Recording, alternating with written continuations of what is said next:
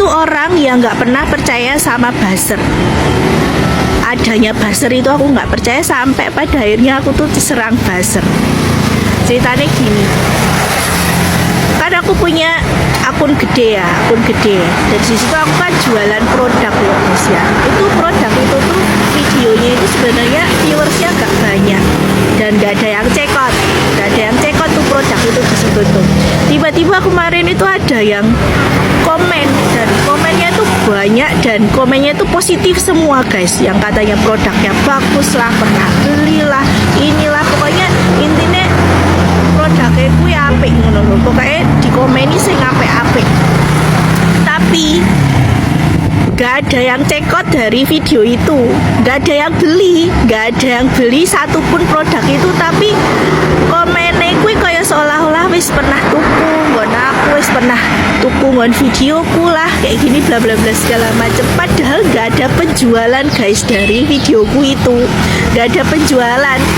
Ya aku juga gak pernah masuk penjualan itu, tapi komentarnya gue apik-apik. Nah, baru dari situ aku percaya kalau ada buzzer yang memang disuruh untuk nge-branding suatu produk, dan produk itu terlihat menarik guys. Ya sebenarnya produkku yo apik, tanpa dikomentari itu sebenarnya apik, cuman untuk ngangkat produk itu biar orang percaya untuk beli gitu loh. Nah, baru kemarin aku percaya, oh ternyata ada ya buzzer yang kayak gini gitu.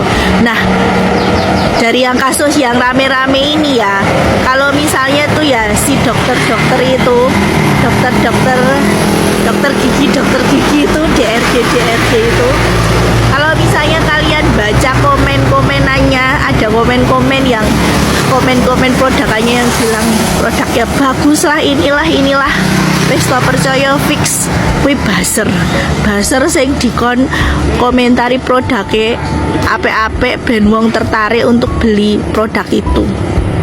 Jadi hati-hati ya guys, nek beli skincare gitu tuh kudu bener-bener selektif banget guys. Nek beli saiki, nek beli produk skincare kayak gitu tuh aja sembarangan lah, maneman raimu tenan, wis maneman raimu. Daripada kue tuku ono mending kue facial neng salon bedino, ora bedino ding yo sepaling gak 2 minggu pisan lah facial neng salon biasa wae, nganggo produk sing awam, sing biasa lah, Viva lah, Sari Ayu lah, opo ngono.